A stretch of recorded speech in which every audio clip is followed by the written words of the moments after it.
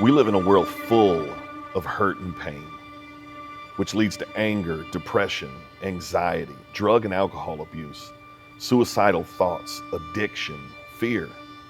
How can we make it in this world? How are our children and our grandchildren going to survive in this world? It doesn't have to be this way.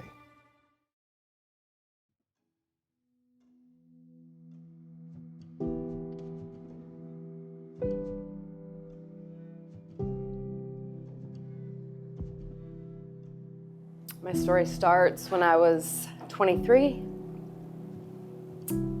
I had just divorced my husband, had 2 girls. I thought, this is the beginning of my freedom, my happiness.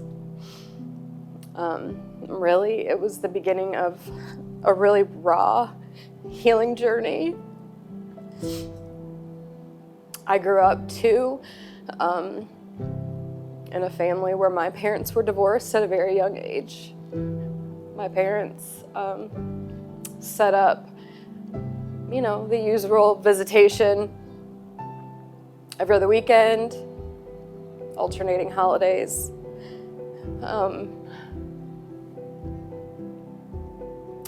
My dad was in and out of my life, more out than in, and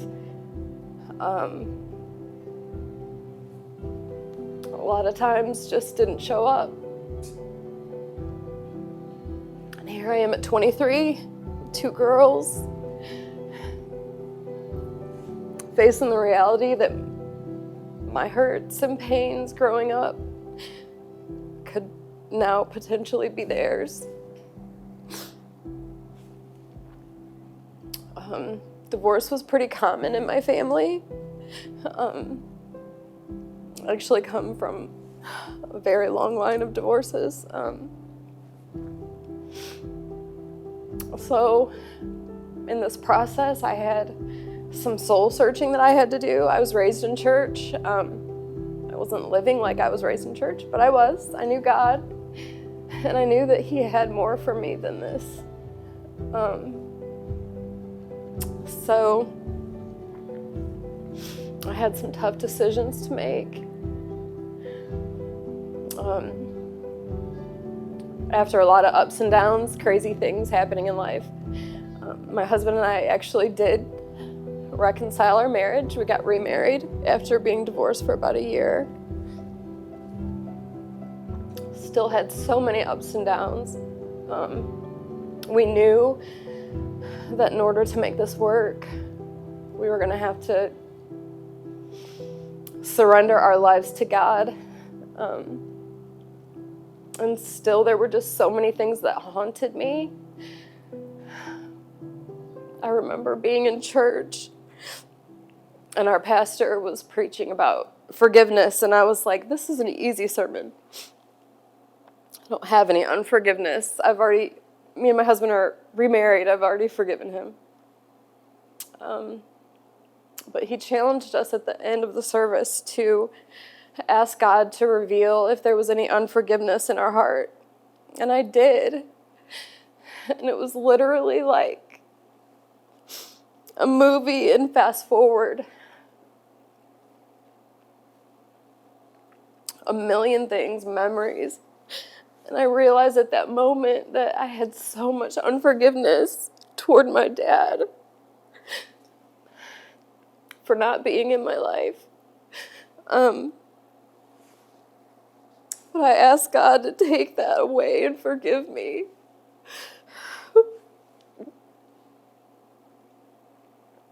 And it was such a physical release of emotion and pain. And the craziest thing that came out of that was, for the first time ever, I felt compassion for my dad. I felt sorry for him. I felt empathy toward him. I wasn't angry with him anymore. I was sad for him because he lived the same life I did. He was someone who just wanted to be loved by his dad too.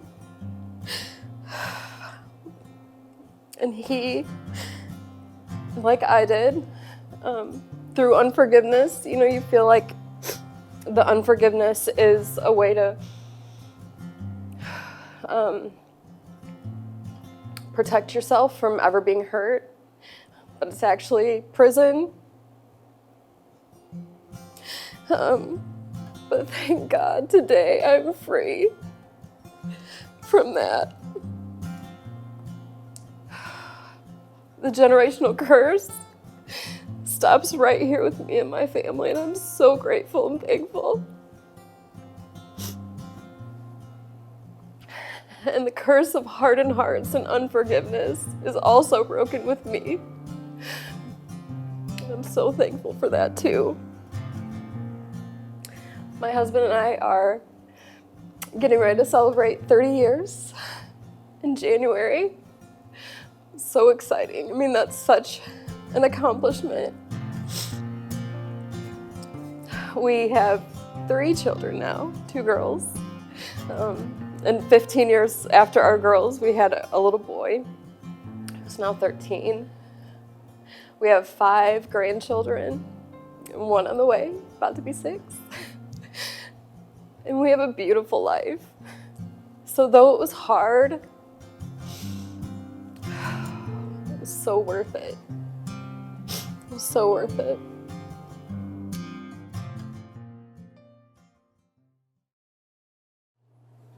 Wow, that was amazing. That was amazing. As many of you may know, Christy's my wife, and I'm absolutely so proud of her for sharing her story with you today.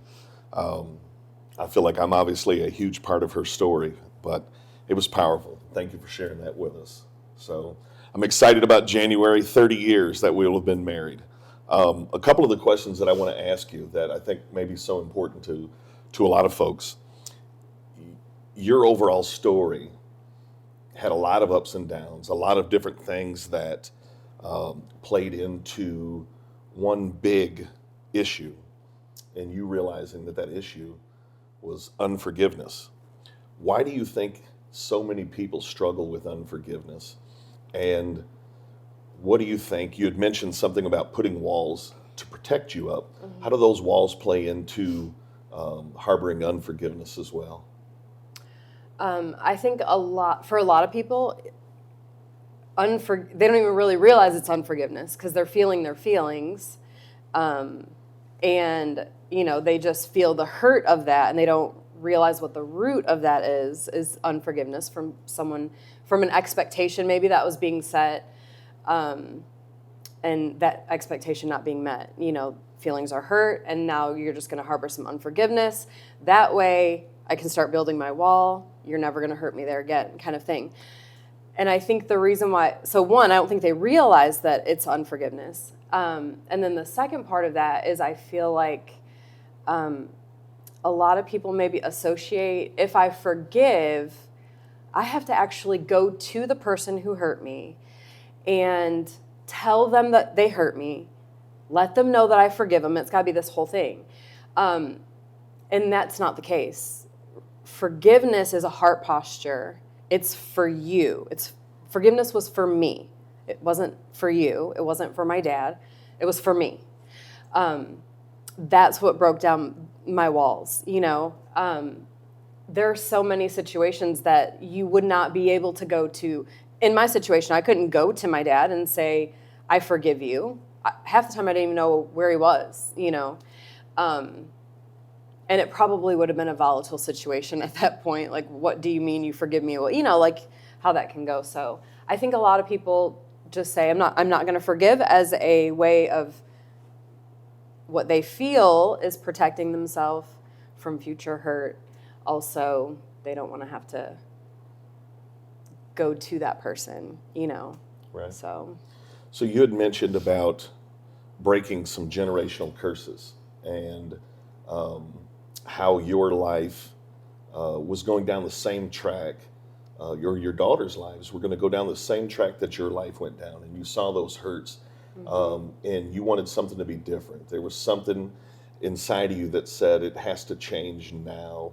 What allowed you to tear those walls down and free yourself from that prison that you had put up yourself? Literally, it's only God. It is only God. I mean, I feel like I knew that he had a bigger purpose for my life than to just continue on in a cycle of divorce and remarriage and on, you know. And it was hard digging through that, putting in the work. A lot of times you don't feel like it. A lot of times you're just like, God, are you there? You know, maybe this is what you had for me, you know. But when you know that you know, like our pastor says, you know in your knower. I knew in my knower that God had more for me, and that God had put it in me to be the generational curse breaker for my family, for divorce, and for unforgiveness, because I feel like that's where the generational curse of divorce probably stemmed from, was a lot of hurt and unforgiveness, two broken people trying to make it work, and they can't, because they can't get over their own, you know, hurts that they have from the past or whatever. So they blame it on the other person, like I did. Blame it on you. You hurt me. I'm going to leave you so you don't hurt me anymore. And then the cycle continues. So That's awesome. One last question. As we head into a holiday season, this time of year, a lot of folks struggle with hurts and pains.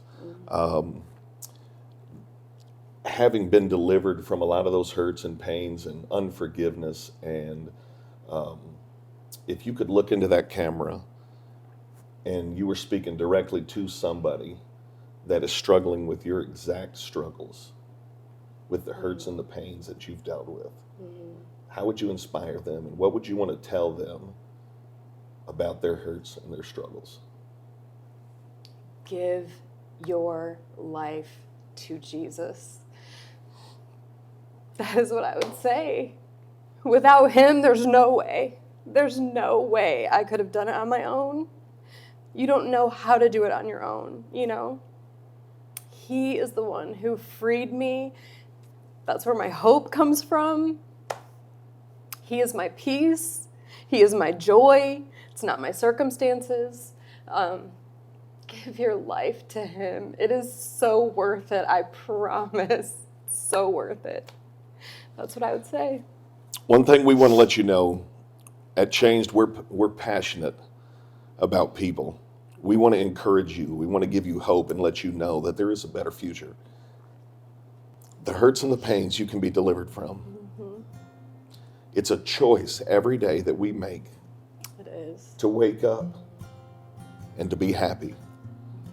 Don't allow unforgiveness.